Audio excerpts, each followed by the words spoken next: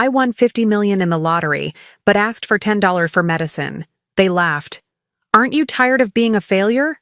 Get a job, my Dill yelled. I just smiled, waiting for this moment. When she saw a limousine and 3 black SUVs waiting for me, she screamed, I'm glad to have you here. Follow my story until the end and comment the city you're watching from, so I can see how far my story has reached. My name is Anita. I'm 67 years old, and today I discovered exactly what my family thinks of me. It wasn't a surprise, really. Deep down, I'd known for years. But knowing something and having it thrown in your face are two very different things. I stood in Damon's kitchen this morning, my arthritic fingers wrapped around an empty prescription bottle. The label read clearly, heart medication, refill needed, $10. That's all I needed. 10 measly dollars to keep my heart beating regularly for another month. Damon? I called softly, not wanting to wake the children. It was barely 7 in the morning, but I knew my son would be up, getting ready for his job at the insurance company. Could I speak with you for a moment? He emerged from the hallway, already dressed in his pressed shirt and tie, phone glued to his ear as usual. Without looking at me, he held up one finger, the universal sign for wait. One I'd been waiting for his attention for 3 years now, ever since I moved into this house after my small apartment became too expensive on my $800 monthly pension. Yeah, Dave, I'll get those numbers to you by noon, he said into the phone, finally meeting my eyes with an expression of mild annoyance. What is it, Mom? I held up the empty bottle, my voice barely above a whisper. I need to refill my heart medication. It's $10. I'm sorry to ask, but my pension doesn't come until next week, and I used the last of my savings for groceries yesterday. Damon's expression didn't change. No concern, no immediate offer to help. Just that same look of inconvenience I'd grown accustomed to. Before he could respond, Kalia's voice cut through the morning quiet like a blade. Are you kidding me right now? She appeared in the kitchen doorway, her blonde hair perfectly styled despite the early hour, wearing a silk robe that probably cost more than my entire monthly income. Anita, we've talked about this. You can't keep asking us for money every time you need something. My heart, the one that needed those $10 pills, clenched painfully in my chest. It's just $10, Kalia, for my medication. Just $10? She laughed, but there was no humor in it. Yesterday it was money for groceries. Last week it was money for a doctor's appointment. Where does it end? I looked at my son, hoping he would defend me, remind his wife that I wasn't asking for luxury items or frivolous purchases. I was asking for medication to keep me alive. But Damon just stood there, scrolling through his phone, letting his wife handle what he clearly saw as an inconvenience. Maybe it's time you found a job, Kalia continued, her voice getting sharper. You're 67, not 97. Plenty of people your age work. Walmart is always hiring greeters. The suggestion hit me like a physical slap. After raising Damon alone from the time his father died when he was 5, after working double shifts as a seamstress to put food on the table and keep him in decent clothes, after sacrificing every dream I'd ever had to make sure he had opportunities I never did, she was suggesting I should be a Walmart greeter to afford my heart medication. Kalia, I said quietly, my voice steady despite the storm raging inside me. I worked for 47 years. I raised your husband single-handedly after his father died in that construction accident. I think I've earned the right to retire. Oh, here we go with the sob story again. She rolled her eyes dramatically. Yes, Anita, we all know you were a single mother. But that doesn't mean we owe you anything for the rest of your life. Damon turned out fine despite your circumstances. Despite my circumstances, as if being widowed at 25 with a 5-year-old child was some moral failing on my part. Tyler and Emma, my 7- and 9-year-old grandchildren, crept into the kitchen in their pajamas, drawn by the raised voices. Emma's eyes were wide with confusion as she looked between the adults, sensing the tension even if she didn't understand it. What's wrong, Grandma Anita? Emma whispered, coming to stand beside me. Before I could answer, Kalia scooped her up, her voice sweet as poison. "Nothing's wrong, sweetheart. Grandma just needs to learn to be more independent. Maybe she'll find a job so she can buy her own things instead of always asking Mommy and Daddy for money." The words were directed at Emma, but they were meant for me. A public humiliation delivered through my own granddaughter. I watched as Tyler backed away, uncomfortable with the tension, and my heart broke a little more. That's when I felt it. The slight weight of the folded paper in my cardigan pocket. The lottery ticket I'd bought 3 months ago with my late husband Robert's birthday numbers. The ticket I'd checked online yesterday morning while everyone was still sleeping. The ticket that had changed everything, even though nobody knew it yet. $50 million. That's what that little slip of paper was worth. $50 million that I'd won 3 months ago and hadn't told a single soul about. $50 million that could buy all the heart medication I'd ever need, plus a mansion, plus a new car, plus everything my family clearly thought I was too poor and pathetic to afford. But I hadn't told them. Instead, I'd decided to conduct a test. A simple test to see who my family really was when they thought I had nothing to offer them. Would they help their 67-year-old mother and grandmother buy $10 worth of medication to keep her heart beating? Or would they make her feel like a burden for asking? The answer was becoming crystal clear. I looked at Kalia, standing there in her expensive robe, holding my granddaughter while explaining to a 9-year-old why Grandma was essentially a freeloader. I looked at Damon, my son, the boy I'd sacrificed everything for, now a man who couldn't even be bothered to look up from his phone while his wife humiliated his mother. For 3 months, I'd been documenting everything. Every cruel comment, every eye roll, every time they made me feel small and worthless. I'd been meeting with lawyers, making arrangements, planning for this moment. Because somewhere in my heart, I'd known it would come to this. "You know what?" I said softly, reaching into my pocket and pulling out my old flip phone. "You're absolutely right, Kalia. I need to be more independent." I dialed a number I'd memorized weeks ago. The phone rang twice before a professional voice answered. "Good morning, Mrs. Henderson. Are you ready?" Kalia frowned, clearly confused by my sudden phone call. Damon finally looked up from his device, perhaps sensing something had shifted in the room's atmosphere. "Yes," I said into the phone, my voice steady and calm. "Please bring the cars around. It's time." I hung up and slipped the phone back into my pocket. For the first time in months, I smiled. Really smiled. "What was that about?" Damon asked, a note of suspicion creeping into his voice. "Oh, nothing important," I replied, moving toward the living room window. "I'm just making arrangements to become more independent, like Kalia suggested." Outside, the quiet suburban street began to change. First, one black SUV appeared, sliding silently to the curb in front of the house. Then another, then a third. And finally, a pristine white limousine pulled up behind them, so long it nearly blocked the neighbor's driveway. Kalia's coffee mug slipped from her hand, shattering against the kitchen tile. What the hell is going on? I turned to face my family. My son who couldn't spare $10 for his mother's heart medication. My daughter-in-law who thought I should be grateful for the privilege of living in their spare room.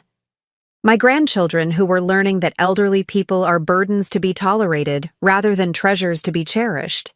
"I'll tell you what's going on," I said, my voice carrying a strength I hadn't felt in years.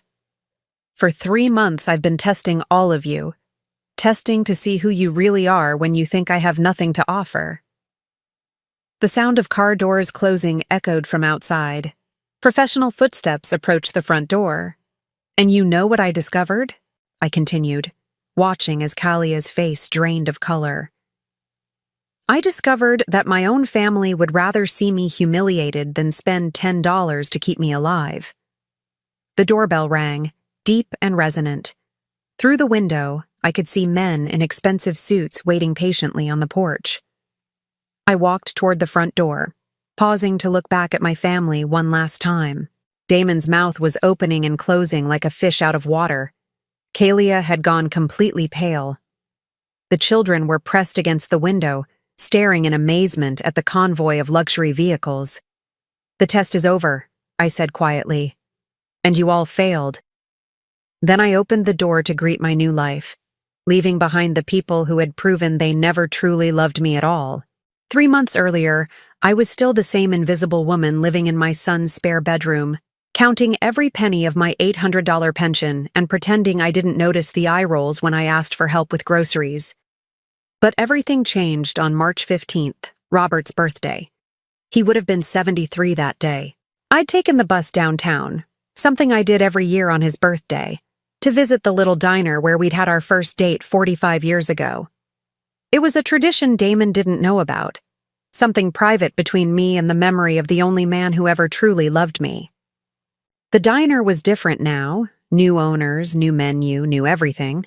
But I ordered Robert's favorite, coffee with 2 sugars and a slice of apple pie. "You celebrating something special today, honey?" asked the waitress, a kind woman about my age with graying hair and tired eyes.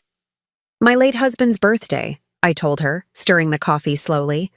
"We would have been married 48 years this December." She smiled warmly. "That's beautiful. He's watching over you, I bet." After finishing my coffee, I stopped at the corner store to buy my weekly groceries with the $40 I'd carefully budgeted from my pension.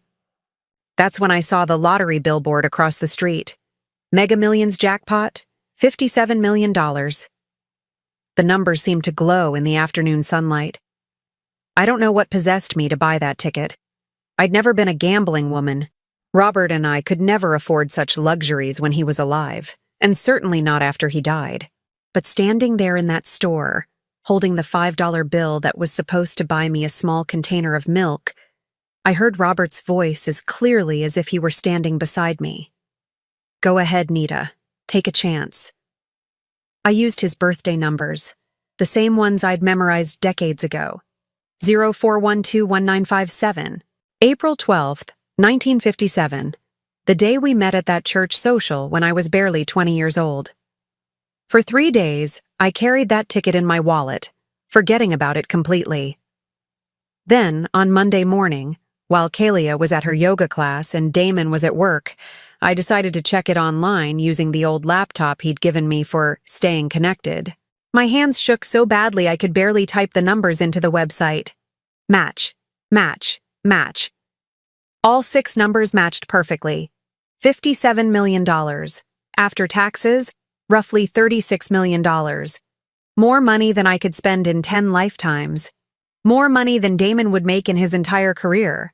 More money than Kalia spent on her weekly shopping trips. I stared at that screen for nearly an hour, convinced I'd made a mistake. But the numbers didn't change. 04121957. Robert's birthday. Our anniversary. The date that changed both our lives, and now, 45 years later, had changed mine again. My first instinct was to run to Damon, to share the incredible news, to celebrate together as a family. But something stopped me. Maybe it was the memory of last week's argument about the grocery money. Maybe it was the way Kalia had sighed dramatically when I'd asked for help buying new reading glasses. Or maybe it was the growing realization that my son and his wife saw me as nothing more than an expensive burden they were stuck with. So instead of celebrating, I sat in that spare bedroom and made a decision that would change everything. I was going to test them. For 3 months, I would continue living as I had been, dependent on their grudging charity, asking for small amounts of money for necessities, watching their reactions to my requests. I would document everything. Every cruel comment, every impatient sigh, every moment they made me feel like a burden. And then, when I had enough evidence of their true character, I would decide what to do next. The first call I made was to Peterson, Phillips and Associates, the most prestigious law firm in the city. I'd seen their commercials during my sleepless nights, advertising their services for complex estate planning and wealth management. When I told them I'd recently come into a substantial inheritance and needed complete discretion, they didn't ask questions. Money, I was learning, bought silence as much as it bought anything else. Harold Peterson himself met with me that first Tuesday, in his corner office overlooking the river. He was a distinguished man in his 60s, with silver hair and the kind of expensive suit I'd only seen in magazines. "Mrs. Henderson," he said, reviewing my lottery documentation with professional calm, "this is quite a substantial windfall. Have you considered the tax implications?" "I understand there will be significant taxes," I replied, sitting straighter in the leather chair than I had in months. "But even after taxes, this amount will completely change my circumstances." "Indeed it will. Now, you mentioned wanting to keep this confidential for the time being?" "My family doesn't know," I explained carefully. "I'd like to observe their behavior toward me before making any decisions about sharing this information." Harold raised an eyebrow but nodded professionally.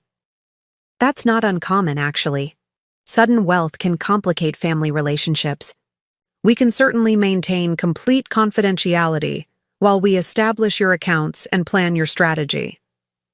Over the next weeks, I learned things I'd never imagined. How to set up offshore accounts, how to purchase real estate through shell companies, how to hire private investigators to conduct background checks on family members. Harold's team was thorough and discreet, and soon I had a complete picture of my family's finances. Damon made $93,000 a year at the insurance company. Good money, though not enough to support Kalia's expensive tastes. She'd racked up nearly $47,000 in credit card debt buying designer clothes and spa treatments. They had a second mortgage on the house and were perpetually behind on payments for her BMW and his truck. They were struggling financially, which explained some of their resentment about supporting me. But it didn't explain the cruelty, the constant humiliation, the way they made me feel worthless for existing. "Mrs. Henderson," said Patricia Mills, the private investigator Harold had recommended during our second meeting. "I've completed the background checks you requested. Your daughter-in-law has quite an interesting social media presence." She showed me printouts from Kalia's Facebook and Instagram accounts, posts I'd never seen because I wasn't tech-savvy enough to understand social media, according to her. The posts were devastating. Photos of expensive dinners with captions like, "Finally got rid of the extra mouth to feed for the evening." Pictures of home renovations with comments like, "Would have been done months ago if we didn't have certain unexpected expenses." A group photo from Tyler's birthday party where I'd been cropped out, with the caption, "Perfect family day, just the four of us." But the worst was a post from just 2 weeks ago, a photo of her new designer purse with the caption, "Treating myself because I deserve it after dealing with ungrateful people who think the world owes them everything. Some people never learn that nothing in life is free." The post had 37 likes and 12 comments, all from her friends agreeing about how generous she was and how some people take advantage of family. I was the ungrateful person. I was the one taking advantage. I was the nothing is free lesson she was teaching her social media followers. "There's more," Patricia continued gently. "I'm afraid your son has been participating in some of these conversations as well." She showed me screenshots of text messages between Damon and his sister Lisa, who lived 3 states away. Messages where my son complained about Mom's constant demands and wondered how much longer we're going to be stuck with this situation. He'd even told Lisa that I was getting worse and that they were considering assisted living options because I was becoming too much to handle. Too much to handle. Their 67-year-old mother who asked for help buying groceries and heart medication was too much to handle. I thanked Patricia for her work and sat in my car in the parking garage for 20 minutes, crying harder than I had since Robert's funeral. Not because I was surprised by their cruelty, but because seeing it documented so clinically made it impossible to pretend it wasn't happening. That night, I made my second major decision. I wouldn't just test them, I would give them every opportunity to prove me wrong. I would ask for smaller amounts, be more grateful, cause less inconvenience. I would bend over backwards to be the perfect, unobtrusive houseguest. And if they still treated me with contempt, I would know with absolute certainty that their cruelty wasn't about money or stress or circumstances. It would be about who they really were. For the next 2 months, I watched and documented everything. The way Kalia served everyone else dinner and left me to fend for myself. The way Damon changed the subject when I mentioned doctor's appointments or medication refills. The way they spoke about me when they thought I couldn't hear, using words like burden and freeloader and ungrateful. Meanwhile, Harold's team was busy preparing for my new life. They purchased a beautiful home in Riverside Heights, the most exclusive neighborhood in the city, using a shell company to maintain my anonymity. They hired a staff, a housekeeper named Maria who reminded me of my own mother, a driver named James who treated me with more respect in our first conversation than my own family had shown me in years, and a personal assistant named Rebecca who helped coordinate everything from grocery deliveries to medical appointments. They also helped me plan my exit strategy, the fleet of cars that would arrive at Damon's house, the professionally prepared statements explaining my decision, the new bank accounts that would ensure I never again had to ask anyone for $10 for heart medication. As I lay in that narrow bed in their spare room last night, listening to Kalia and Damon argue about money in the next room, I felt something I hadn't experienced in years. Anticipation. Tomorrow would be the final test. Tomorrow, I would ask for $10 for my heart medication and see how my family responded. If they helped me with kindness and compassion, I would reconsider everything. I would share my winnings, forgive their past cruelties, and try to rebuild our relationship on better terms. But if they humiliated me, made me feel worthless, treated me like a burden for needing medication to keep my heart beating, well, then I would know exactly who they really were. And I would act accordingly. The lottery ticket was still in my pocket, worn soft from months of handling. Tomorrow, that little piece of paper would change everything. Tomorrow, the test would be complete. And tomorrow, I would finally be free. The men in suits filled my son's living room like they owned it, which, given my new circumstances, I suppose I could have bought it outright if I'd wanted to. Harold Peterson stood near the fireplace, his silver hair catching the morning light, while two associates flanked him with briefcases that probably cost more than Damon's monthly salary. James, my new driver, waited respectfully by the front door, his crisp uniform and professional demeanor making him look like he belonged in a completely different world than this modest suburban home. Kalia had retreated to the kitchen corner, clutching Emma so tightly the poor child squirmed uncomfortably. Tyler had pressed himself against the window, staring wide-eyed at the convoy of luxury vehicles that had transformed their quiet street into something out of a movie. Neighbors were beginning to emerge from their houses, phones in hand, obviously filming the spectacle unfolding in front of the Henderson residence. But it was Damon's face that held my attention. My son stood frozen in the center of his own living room, mouth slightly agape, eyes darting between the professional strangers and me as if trying to solve an impossible puzzle. The phone he'd been glued to all morning hung limply in his hand, forgotten. "Mrs. Henderson," Harold said, his voice carrying the kind of authority that comes with charging $500 an hour. "Are you ready to proceed with the arrangements we discussed?" "Yes," I replied, surprised by how steady my own voice sounded. "I believe it's time my family learned the truth." "What truth?" Damon finally found his voice, though it came out as barely more than a whisper. "Mom, what is this? Who are these people? Why are there limousines outside my house?" I looked at my son, this man I'd raised single-handedly from the age of 5, worked double shifts to put through college, sacrificed every dream and comfort to ensure he had opportunities I never did. The same man who, 30 minutes ago, couldn't spare $10 to keep his mother's heart beating regularly. 3 months ago, I began, settling into the armchair that Kalia usually claimed as her own, I won the lottery. The silence that followed was so complete I could hear the grandfather clock ticking in the hallway. Even Emma stopped squirming, sensing the weight of what had just been revealed. "You what?" Kalia's voice was barely audible. "I won the Mega Millions jackpot on March 15th, I continued, watching as the color drained from both their faces. $57 million. After taxes, roughly $36 million. "That's impossible," Damon stammered, shaking his head as if he could make my words disappear. You don't even play the lottery. You always said gambling was a waste of money. I bought one ticket, I explained calmly, using your father's birthday numbers. The same numbers we used for everything important, our anniversary, your birthday party planning, even the combination to our first safe.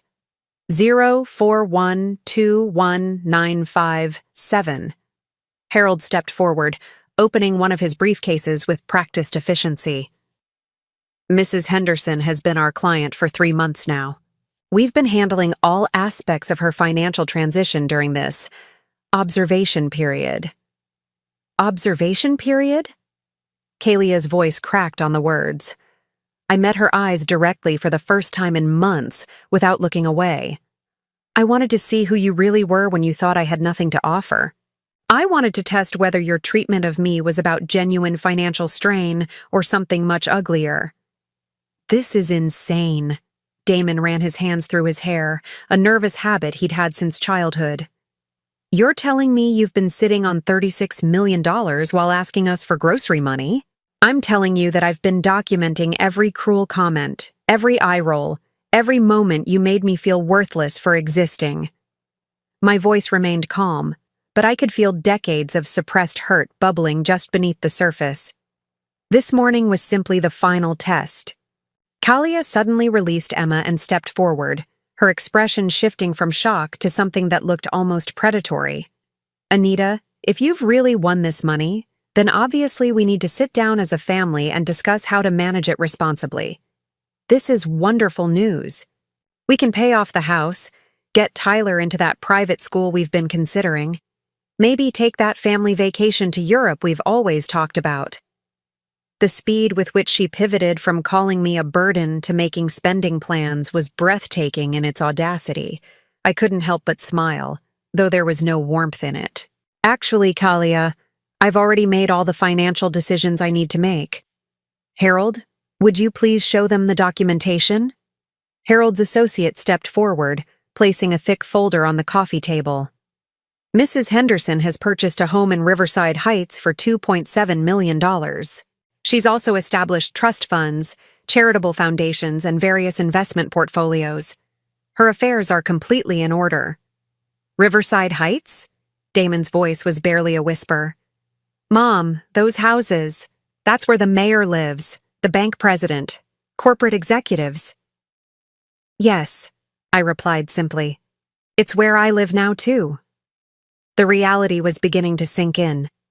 Tyler abandoned his post at the window and crept closer, his 7-year-old mind struggling to process what was happening. Grandma Anita, are you rich now?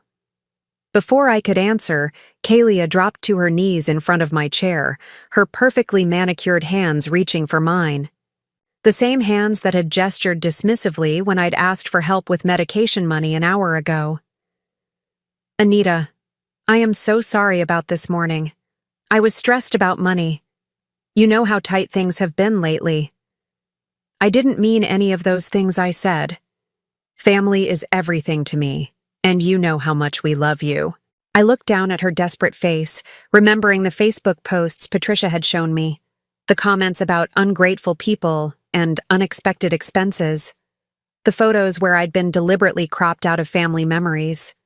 Do I know that? I asked quietly. Because this morning you suggested I get a job as a Walmart greeter to afford my heart medication. Yesterday you complained to your friends on social media about having an extra mouth to feed. Last week you told Emma that some people never learn that nothing in life is free, while you were looking directly at me. Kalia's face went ashen. You saw my posts? I saw everything, I replied, including the text messages between Damon and Lisa about finding assisted living options because I'm becoming too much to handle. Damon's phone clattered to the floor. Mom, I can explain that. We were just exploring options for the future, not making any immediate plans. The future, I repeated, tasting the bitterness of the word. You mean the future where you dump your 67-year-old mother into the cheapest facility you can find, because she has the audacity to need medication and groceries. That's not what we meant, Damon protested, but his voice lacked conviction. We both knew exactly what those conversations had been about. Harold cleared his throat diplomatically. Mrs. Henderson, shall we proceed with the transition arrangements? Your new household staff is prepared to receive you immediately. New household staff? Kalia's voice was strangled. Maria, my housekeeper, is preparing lunch as we speak, I explained, rising from the chair with more dignity than I'd felt in years. James will be driving me home after we finish here. Rebecca, my personal assistant, has already arranged for my belongings to be collected and moved to my new residence. Your belongings? Damon looked around frantically, as if just realizing that my departure would be permanent. Mom, wait. You can't just leave. We're family. We need to talk about this like adults. We are talking about it, I replied calmly. You're learning that the woman you've spent 3 years treating like a burden is actually worth more money than you'll see in several lifetimes. And I'm learning that even when faced with that reality, your first concern isn't the pain you've caused me, but how you can benefit from my good fortune. Tyler tugged on my cardigan with small, confused hands. Grandma, are you leaving us? My heart broke a little at his innocent question. These children had been collateral damage in their parents' cruelty, taught to see their grandmother as an inconvenience rather than a treasure. But I couldn't sacrifice my dignity and peace of mind for occasional visits that came with a price tag of constant humiliation. I knelt down to Tyler's level, my arthritic knees protesting. I'm going to live in a beautiful house with a big library and a garden with flowers your grandfather would have loved. Maybe someday, when you're older, you can visit me there. What about our visits? Emma piped up, having extracted herself from her mother's grip. What about Sunday pancakes and story time? Before I could answer, Kalia was back on her feet, her desperation morphing into anger. You can't just take our children away from us. You can't buy yourself a new family and abandon your real one. I'm not taking anyone away, I replied, standing slowly. I'm simply removing myself from a situation where I'm consistently made to feel unwelcome and worthless. You made it clear this morning that I'm a burden you can barely tolerate. I'm relieving you of that burden. But we love you. Damon's voice cracked like a teenager's. Yes, we've had some financial stress lately, and maybe we haven't been as patient as we should have been, but you're my mother. You can't just disappear because of some arguments about money. Some arguments about money? I stared at him in disbelief. Damon, this morning your wife suggested I should be grateful for the privilege of living in your spare room. She made me feel like a worthless freeloader for asking for $10 to keep my heart beating. And you stood there scrolling through your phone while she humiliated me. I was distracted, he protested weakly. You've been distracted for 3 years, I replied. Distracted while your wife gradually erased me from family photos. Distracted while she complained about me on social media. Distracted while your children learned to see their grandmother as a burden rather than a blessing. Harold stepped forward again, his professional calm a stark contrast to the emotional chaos surrounding us. Mrs. Henderson, we should begin the transition. You have a 2 o'clock appointment with the financial advisor, and the interior designer is meeting us at 3. I nodded, then turned back to my family one final time. For 3 months, I gave you every opportunity to show me love, kindness, and basic human decency. Instead, you showed me who you really are. I won't forget that lesson. As I walked toward the door, Kalia's voice followed me, high and desperate. You're going to regret this. Family is forever, Anita. Money can't buy you love. I paused with my hand on the doorknob, James waiting patiently to escort me to my new life. You're right about one thing, Kalia, I said without turning around. Money can't buy love. But apparently, the lack of it can reveal who never loved you in the first place. Then I stepped outside into the sunshine, leaving behind the people who had proven that blood means nothing when the heart has turned cold. The first call came at 6:30 that evening, just as Maria was serving dinner on my new dining room table. The mahogany surface gleamed under the crystal chandelier, and fresh orchids from my garden sat in a Waterford vase that cost more than my old monthly pension. I glanced at the caller ID on my new phone, Damon, and let it ring until voicemail picked up. My new house was everything I'd dreamed of during those long nights lying in that narrow bed in their spare room. Riverside Heights sat on a hill overlooking the city, where the air smelled like roses instead of disappointment. The master bedroom had a walk-in closet bigger than the entire room I'd been assigned at Damon's house, and the library had floor-to-ceiling windows that let in streams of golden afternoon light. "Mrs. Henderson," Maria said softly, placing a perfectly prepared salmon dinner in front of me. "Should I answer the house phone if it rings? It's been going off every few minutes." "Let them all go to voicemail, please," I replied, cutting into the fish with genuine appetite for the first time in months. "I'm not ready for conversations yet." Maria nodded respectfully. She was perhaps 50 years old, with kind eyes and gentle hands that reminded me of my own mother. When Harold's team had interviewed household staff, I'd insisted on people who understood what it meant to be dismissed and overlooked. Maria had spent 10 years caring for an elderly woman whose family visited twice a year and complained constantly about the expense. She understood my situation perfectly. The house phone rang again as I was finishing dinner. Through the dining room windows, I could see the lights of the city twinkling below like fallen stars. Somewhere down there, in their mortgaged house with its second-hand furniture and mounting debt, my son and his wife were probably having the conversation of their lives. I'd seen the missed calls adding up on my phone. Damon, Kalia, even Lisa calling from 3 states away, probably after Damon had filled her in on the morning's revelations. 17 calls in 6 hours. 17 attempts to reach the woman they'd spent 3 years treating like a burden. James appeared in the doorway, still wearing his professional uniform despite being off duty. "Mrs. Henderson, there's a vehicle parked outside the front gate. It appears to be your son's truck." I set down my fork and walked to the front window. Sure enough, Damon's beat-up Ford pickup was idling outside the ornate iron gates that secured my new property. I could see his silhouette in the driver's seat, probably working up the courage to press the intercom button. "Should I speak with him?" James asked diplomatically. "Not yet," I replied. "Let him sit there and think about what he wants to say." 3 months of planning taught me the value of patience. The truck remained there for 47 minutes. I watched from various windows as Damon occasionally got out, paced near the gates, returned to his vehicle. Once he approached the intercom panel, but walked away without pressing anything. Finally, as full darkness settled over the city, he drove away. But he came back the next morning at 8:15 sharp. This time he brought reinforcements. Kalia sat in the passenger seat, and I could see 2 small shapes in the back, Tyler and Emma, probably confused about why they were sitting outside a mansion instead of being driven to school. The intercom buzzer finally sounded at 8:30.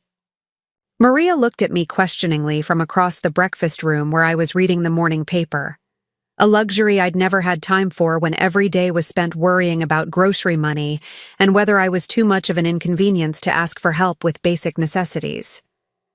"I'll take it," I said, walking to the security panel near the front door. Damon's voice crackled through the speaker, tight with exhaustion and desperation. "Mom, please. We need to talk. The kids are asking for you." I looked through the monitor at my grandchildren's faces pressed against the truck's rear windows. Tyler was holding a drawing he'd probably made for me. Emma had tears streaking down her cheeks. They didn't understand why Grandma had disappeared, why their parents were acting strange, why everyone kept whispering about money. For a moment, my resolve wavered. These children hadn't chosen their parents' cruelty. They'd been innocent victims of the toxic environment Kalia had created and Damon had enabled. But then I remembered Emma's confused face yesterday when Kalia had explained that Grandma needed to learn independence. I remembered Tyler backing away when his mother had used his presence to deliver a public humiliation. These children were already learning that elderly people were burdens, that love came with conditions, that respect had to be earned through financial contribution. "Tell them I love them," I said into the intercom, "but tell them this conversation is between adults." Mom, please. Damon's voice broke. I know we made mistakes. I know we hurt you. But you're my mother. We can fix this. Can you? I asked. Can you fix 3 years of making me feel worthless? Can you fix the Facebook post where your wife called me an ungrateful freeloader? Can you fix the text messages where you told Lisa I was becoming too much to handle? Silence stretched across the intercom. In the background, I could hear Kalia's voice, urgent and coaching. Tell her we're sorry. Tell her we love her. Tell her family comes first. I can hear her, Damon, I said quietly. Even now, she's trying to script your words instead of letting you speak from your heart. That's not, he started, then stopped. Mom, I'm sorry. We're both sorry. We were stressed about money, and we took it out on you, and that was wrong. But we're family. Family forgives each other. Family also treats each other with basic dignity and respect, I replied. When was the last time you asked how I was feeling? When was the last time you included me in a family decision? When was the last time you made me feel like I mattered for reasons other than what I could provide?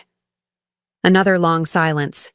Then Kalia's voice came through the speaker, having apparently grabbed the intercom from Damon. Anita, I know you're angry, and you have every right to be. I was horrible to you this week, and I'm sorry. But think about Tyler and Emma. Think about what you're doing to them by cutting yourself off from the family. The manipulation was breathtaking in its audacity. After years of teaching those children to see me as a burden, she was now using them as emotional leverage to guilt me into returning to my role as their family ATM. I am thinking about them, I replied calmly. I'm thinking about what kind of adults they'll become if they grow up watching their grandmother be treated like a second-class citizen. I'm thinking about what they'll learn about love and respect from watching your example. You're being selfish! Kalia's facade cracked, revealing the anger underneath. You're punishing innocent children because you're mad about money. This was never about money, I said, my voice carrying a strength I'd forgotten I possessed. This was about discovering who you really are when you think someone has nothing to offer you. You showed me exactly who you are, Kalia. Both of you did. I could hear Tyler crying in the background, probably not understanding the adult conversation but sensing the tension and sadness. It broke my heart, but it also strengthened my resolve. These children deserved better role models than parents who treated elderly family members as disposable burdens. Please, Damon's voice returned to the intercom, raw with desperation. Just let us come in and talk face to face. Let us try to make this right. I looked around my beautiful new home, at Maria preparing fresh coffee in the kitchen, at James polishing the silver that would never be hidden away because guests might think it was showing off. This was my sanctuary, my place of peace and dignity. I would not allow the people who had destroyed my sense of worth to contaminate this space with their guilt and manipulation. I need time, I said finally. Time to process what the last 3 years have taught me about our relationship. Time to decide whether there's anything left to salvage. How much time? Damon asked quickly, as if afraid I might change my mind. I don't know, I answered honestly. Maybe weeks, maybe months, maybe forever. Forever? Kalia's voice was shrill with panic. You can't mean that. You can't just abandon your family forever. I didn't abandon anyone, I replied quietly. I simply stopped accepting unacceptable treatment. There's a difference. Through the monitor, I watched Damon's shoulders slump in defeat. Kalia was gesticulating frantically, probably still trying to strategize their next approach. But Tyler had pressed his small face against the window, holding up his drawing like a flag of surrender. I love you all, I said into the intercom, my voice softer now. But love isn't enough to heal the damage that's been done. Love without respect is just empty words. I turned off the intercom system and walked away from the monitor, leaving them sitting outside the gates of a life they'd never imagined I could achieve. Through the dining room windows, I watched their truck disappear down the winding road that led back to their world of mortgage payments and credit card debt, and the growing realization that they'd lost something irreplaceable. The phone calls continued throughout the day. Voice messages filled with apologies, promises, and increasingly desperate attempts to find the right words to undo years of wrong treatment.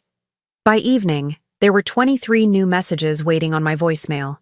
I didn't listen to any of them. Instead, I sat in my new library with a cup of Earl Grey tea, reading a book I'd been wanting to read for months, but never had time for when every day was consumed with walking on eggshells and asking permission for basic necessities. Outside my window, the city lights sparkled like possibilities, and for the first time in 3 years, I felt completely at peace. Tomorrow, Damon would probably return, and the day after that. Eventually, he might bring Lisa or other relatives to plead his case. They might cry, promise to change, swear that things would be different. But I'd learned something valuable during those 3 months of secret observation. People don't change their fundamental character. They might modify their behavior temporarily when circumstances force them to. But their core beliefs about respect and dignity and the value of other human beings don't shift overnight. Kalia had spent 3 years teaching her children that their grandmother was a burden. Damon had spent 3 years allowing it to happen. They'd both proven that their love was conditional on my financial dependence and their perception of me as powerless. Now I had all the power, and their love was suddenly abundant and overflowing. The irony was as clear as the Waterford crystal catching moonlight on my dining room table.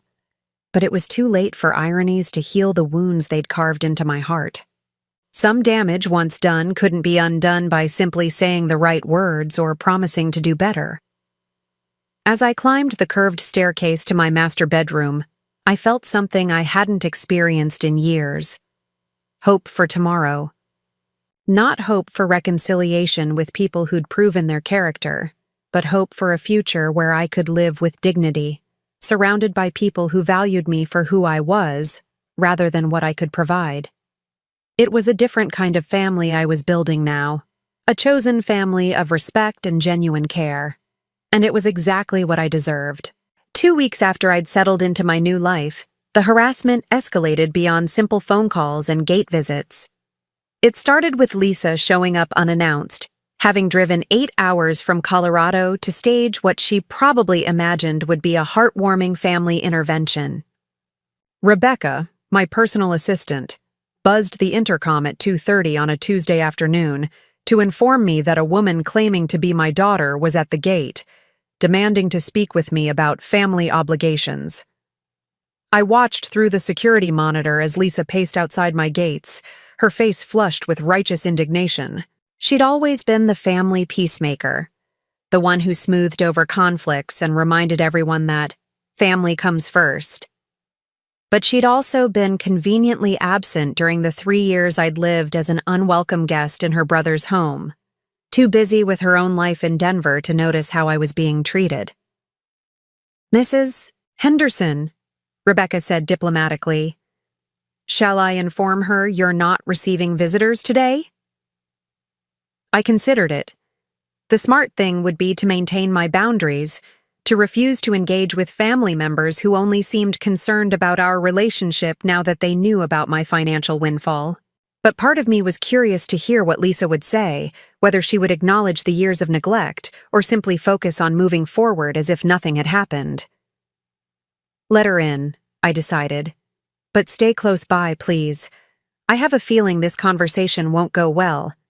Lisa burst through my front door like a woman on a mission, her eyes wide as she took in the marble foyer, the crystal chandelier, the oil paintings that had cost more than most people's annual salaries. She'd always been the more subtle of my children, but I could see her mentally calculating the value of everything she saw.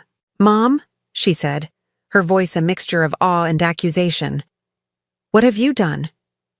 "I've created a life where I'm treated with dignity and respect," I replied calmly, gesturing for her to follow me into the living room, something that was apparently impossible in my previous situation. Lisa settled onto the Italian leather sofa, her fingers running over the buttery surface as if she'd never touched quality furniture before. Damon told me what happened. He said you won the lottery and just disappeared, without telling anyone, without sharing the good news with your family. I shared plenty with your brother's family, I said, taking my place in the wingback chair that had become my favorite spot for morning coffee. I shared 3 years of my life, living in their spare room while they made me feel like a burden for existing. I shared my pension money helping with groceries while they complained about having an extra mouth to feed. I shared my dignity while they discussed putting me in assisted living because I was becoming too much to handle. Lisa's face flushed red. Damon said there were misunderstandings, communication problems. He said you took some things the wrong way. Did I take the Facebook posts the wrong way? I asked, my voice remaining steady despite the anger building in my chest. The ones where Kalia called me an ungrateful person who thinks the world owes her everything? Did I misunderstand the text messages where your brother told you I was becoming a burden and you needed to help him find a facility to dump me in? Lisa's mouth opened and closed like a fish gasping for air. You saw those messages? I saw everything, I replied. For 3 months, I documented every cruel comment, every dismissive gesture, every moment they made me feel worthless. I hired investigators to show me exactly how your brother and his wife really felt about having me in their home. You hired investigators? Lisa's voice rose an octave. To spy on your own family? To gather evidence of how I was being treated, I corrected. Evidence that proved what I already knew, that I was nothing more than an expensive inconvenience they were stuck with until I had the good grace to die and stop being their problem. Lisa leaned forward, her expression shifting to the pleading tone she'd perfected as a child when she wanted something. Mom, even if things were bad, and I'm not saying they were good, but even if Damon and Kalia made mistakes, we're still family. You don't just abandon family because of some arguments. Some arguments? I stared at her in disbelief. Lisa, your brother's wife made me feel like a worthless freeloader for needing heart medication. She cropped me out of family photos. She served everyone else dinner and left me to fend for myself. She taught your nephew and niece to see their grandmother as a burden who takes advantage of other people's generosity. But you do have the money now, Lisa said, her voice taking on a desperate edge. You could help them. You could help all of us. Damon's drowning in debt. Kalia's credit cards are maxed out, and they're about to lose the house. And I've got medical bills from Sarah's surgery last year that are killing us financially. There it was, the real reason for her 8-hour drive and her sudden concern for family unity. Lisa wasn't here to heal relationships or address past wrongs. She was here because everyone needed money, and I was now the family lottery winner who could solve all their financial problems. So you think I should reward 3 years of emotional abuse by paying everyone's bills? I asked quietly. I think you should remember that we're family, Lisa shot back, her peacemaker facade finally cracking. I think you should remember that Damon raised you when Dad died. I think you should remember that we all struggled after Mom passed, but we stuck together because that's what families do. Damon didn't raise me, I said, my voice growing cold. I raised him. I worked double shifts to keep food on the table and clothes on his back. I sacrificed college, career opportunities, relationships, everything to make sure he had a chance at a better life. And this is how he repays that sacrifice, by treating me like a burden he can't wait to get rid of. Lisa's desperation was becoming more obvious by the minute. Mom, please, just think about what you're doing. You're tearing this family apart over money. Is that really what you want your legacy to be? The woman who chose wealth over family? I'm not choosing wealth over family, I replied firmly. I'm choosing dignity over abuse. There's a difference, though I understand why you might struggle to see it. Before Lisa could respond, Rebecca appeared in the doorway. Mrs. Henderson, I'm sorry to interrupt, but there are several more vehicles outside the gate. It appears your son has returned with additional family members. I walked to the front window and looked out at what could only be described as a family convoy. Damon's truck was there, along with Kalia's BMW, Lisa's rental car, and 2 vehicles I didn't recognize. Through the security monitor, I could see at least 8 people gathered outside my gates, including Tyler and Emma, who looked confused and tired. "They brought everyone," Lisa said, joining me at the window. "Uncle Jerry and Aunt Pat drove down from Portland. Cousin Michael came up from Sacramento. We all want to help mediate this situation." "Mediate?" I turned to stare at Lisa. "You brought the entire extended family to gang up on me? To pressure me into foregiling years of mistreatment and opening my wallet to solve everyone's financial problems?" "We brought people who love you," Lisa insisted, though her voice lacked conviction. "People who want to help rebuild our family relationships." The intercom buzzed, and Damon's voice filled the room, amplified by what sounded like a microphone or bullhorn. "Mom, we're not leaving until you talk to us. The kids are asking for their grandmother. Uncle Jerry drove 7 hours to see you. This has gone on long enough." I looked at Rebecca, who was watching the scene with the professional detachment of someone who'd probably witnessed similar family dramas in her previous employment. "Mrs. Henderson, would you like me to call security? Or the police?" The thought of having my own family arrested was both tempting and heartbreaking, but I realized this moment was exactly what I needed. A chance to speak my truth clearly and definitively, in front of witnesses who could carry the message to anyone who still didn't understand my decision. "Open the gates," I said quietly. "Let them come in. It's time to finish this." Rebecca nodded and pressed the button that swung open the ornate iron gates. Within minutes, my living room was filled with relatives I hadn't seen in years, all of them staring around my home with expressions ranging from awe to resentment to barely concealed greed. Uncle Jerry, my late husband's brother, stepped forward as the apparent family spokesman. He was a man who'd always enjoyed being the center of attention, and he clearly relished his role as mediator in what he probably saw as a dramatic family crisis. "Anita," he said in his booming voice, "we're all here because we love you, and we're concerned about what's happening to our family. Now, I understand there have been some hurt feelings and misunderstandings, but family is family. We work things out together." "Misunderstandings?" I looked around the room at faces I'd once trusted, people who'd ignored my situation for years, but were now suddenly invested in family harmony.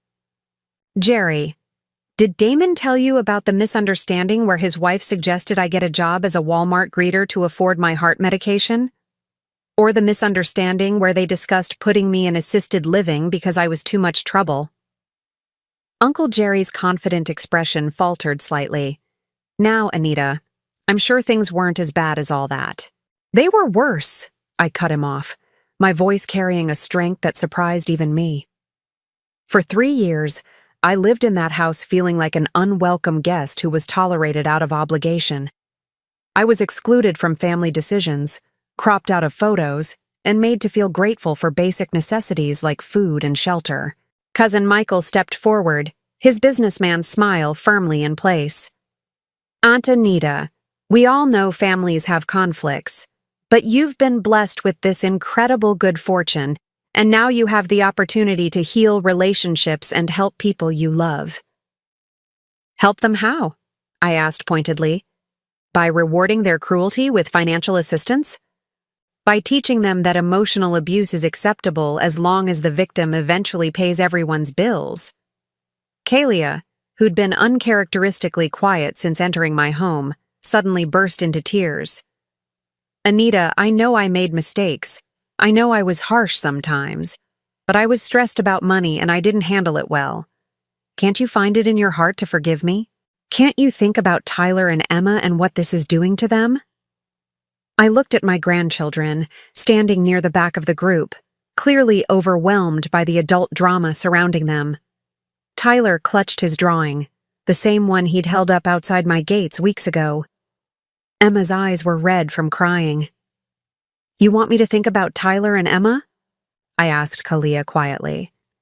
Then explain to me why you spent 3 years teaching them that their grandmother was a burden.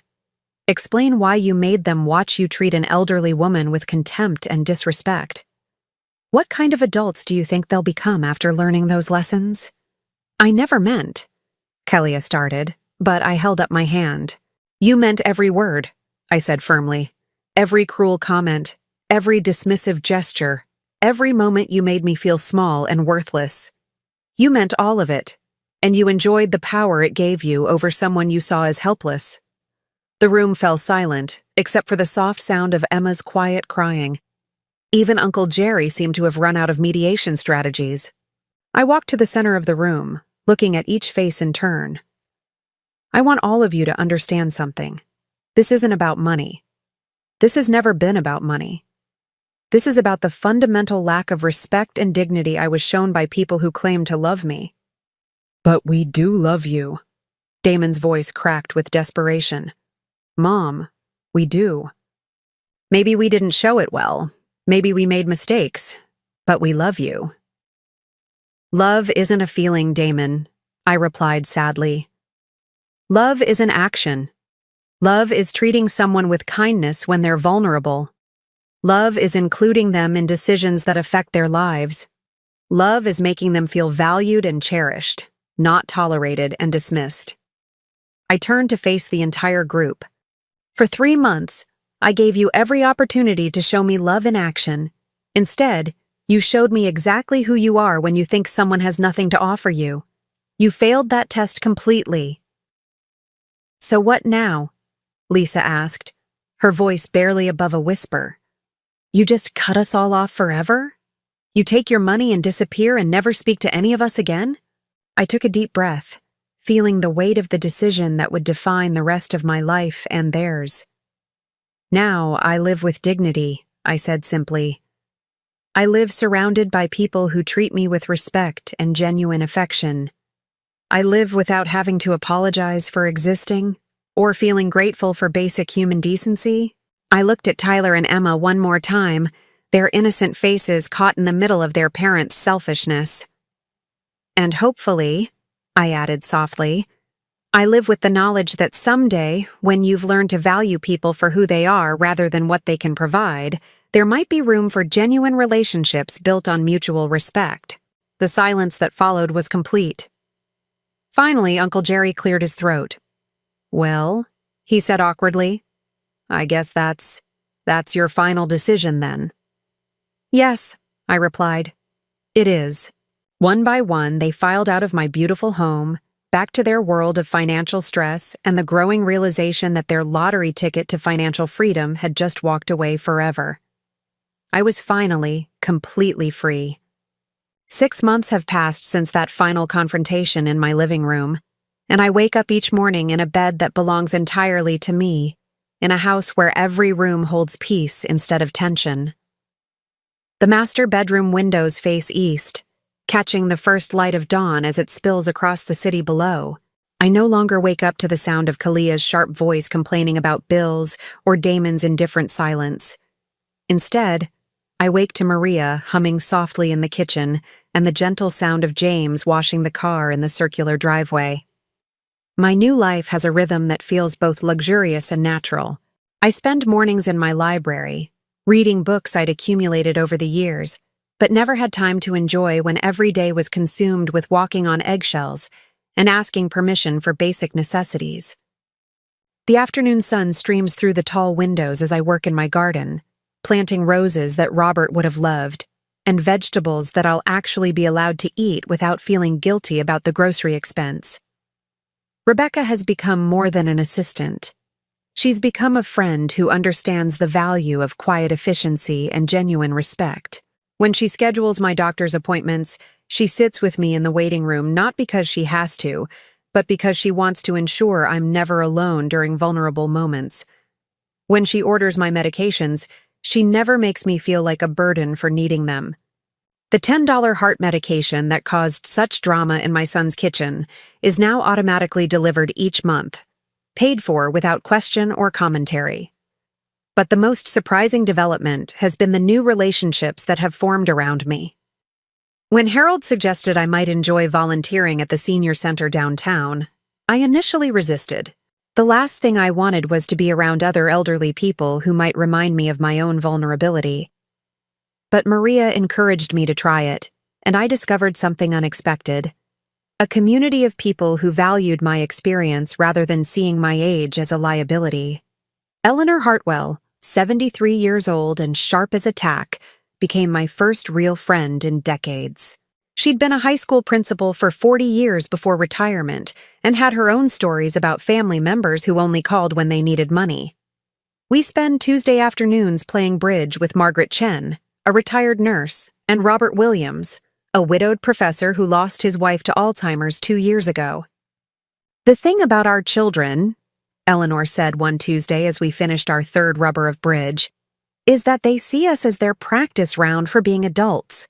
They don't think about us as real people with real feelings until something forces them to." Margaret nodded thoughtfully. "My daughter used to drop her kids off every weekend without asking if I had plans. Just assumed I was sitting around waiting to babysit. When I finally told her I'd signed up for art classes and couldn't watch them anymore, she acted like I was being selfish for having my own interests." "Did the relationship improve?" I asked, genuinely curious about whether family dynamics could change. "Eventually," Margaret replied, "but only after I stopped being available at her convenience. She had to learn to see me as a person instead of a free childcare service." These conversations helped me understand that my experience wasn't unique. Across the country, elderly parents were struggling with adult children who saw them as burdens rather than blessings, obligations rather than treasures. The difference was that I now had the resources to enforce my boundaries in ways most people couldn't. The phone calls from my family had stopped completely after that final confrontation. No more desperate voicemails, no more surprise visits, no more relatives driving across state lines to plead their case. Harold had quietly spread word through his professional network that any attempts to contest my lottery winnings or claim elder abuse would be met with swift legal action. The message was received clearly. I was not a victim to be rescued or an asset to be claimed. But last week, something unexpected arrived in my mail. A hand-drawn card from Tyler, somehow delivered despite my family not having my new address. Inside, in careful 7-year-old handwriting, was a simple message. "Dear Grandma Anita, I miss you. Love, Tyler. P.S. I remember the pancakes." I cried for 20 minutes after reading it. Not because it made me want to reconcile with his parents, but because it reminded me that innocence exists even in toxic environments, and that children remember genuine love even when it's surrounded by adult cruelty. I called Harold the next day. "I want to set up education funds for Tyler and Emma. Full college expenses, graduate school if they choose, but with one condition. The money can only be accessed if they maintain a relationship with me independent of their parents." "That's an interesting stipulation," Harold replied thoughtfully.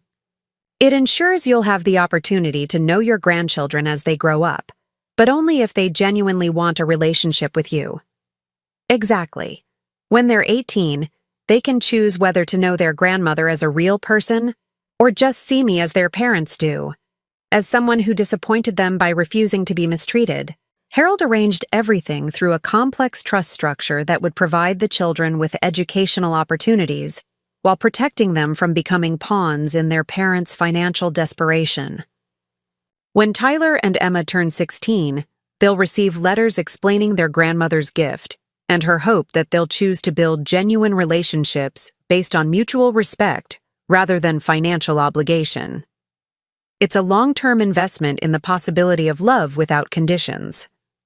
Meanwhile, I've begun using my resources in ways that feel meaningful. The Riverside Community Senior Center now has a new wing dedicated to programs that help elderly people maintain their independence and dignity. The Robert Henderson Memorial Garden provides a beautiful space where seniors can gather without feeling like burdens to their families. I've also quietly begun helping other elderly people who find themselves in situations similar to what mine had been. Mrs. Patterson, 81 years old, was living in her nephew's basement, until I purchased a small apartment building and offered her a rent-controlled unit with dignity and privacy. Mr. Rodriguez, 74, had been sleeping on his daughter's couch until I connected him with affordable housing and home health services that allowed him to maintain his independence. These aren't grand gestures. They're simply investments in the radical idea that elderly people deserve respect and autonomy rather than grudging charity from relatives who see them as inconveniences. Last month, I received an unexpected visitor. Rebecca announced that a young woman named Sarah was at the gate, claiming to be Lisa's daughter and my granddaughter. I hadn't seen Sarah in over 5 years. She'd been away at college during most of my time living with Damon, and Lisa had never brought her around during holiday visits. I almost refused to see her, assuming this was another family attempt to manipulate me through emotional appeals. But something in Rebecca's description of the young woman's demeanor made me curious. "She seems genuinely nervous," Rebecca reported. "Not aggressive or demanding like the others. She asked if she could just talk to you for a few minutes, and she said she'd understand if you said no." Sarah turned out to be nothing like her mother or uncle. At 24, she had Lisa's eyes but none of her manipulative charm. She sat in my living room wringing her hands, clearly uncomfortable with the opulence but trying to be polite. "Grandma Anita," she began hesitantly, "I want to apologize for my family. Mom told me what happened, and I'm horrified by how you were treated." I studied her carefully, looking for signs of rehearsed manipulation or hidden agenda. "What exactly did your mother tell you?" Sarah's face flushed red. "She said you won the lottery and got greedy, that you abandoned the family over money. But I knew that couldn't be the whole story, so I called some people and found out the truth about how Uncle Damon and Aunt Callia treated you." "And what do you think about that truth?" I asked quietly. Tears welled up in Sarah's eyes. "I think they're horrible people who took advantage of your kindness and then acted surprised when you finally stood up for yourself. I think Mom is just as bad for trying to guilt you into fixing everyone's financial problems instead of addressing the real issue." Her honesty was refreshing and unexpected. "What brings you here, Sarah? What do you want from me?" "Nothing," she said quickly, then paused. "Well, that's not true. I want a relationship with my grandmother, but only if you want one too. I want to know you as a person, not as a source of family drama or financial assistance." She pulled out her phone and showed me photos from her job as a kindergarten teacher. I wanted to share this with someone in my family who might actually care.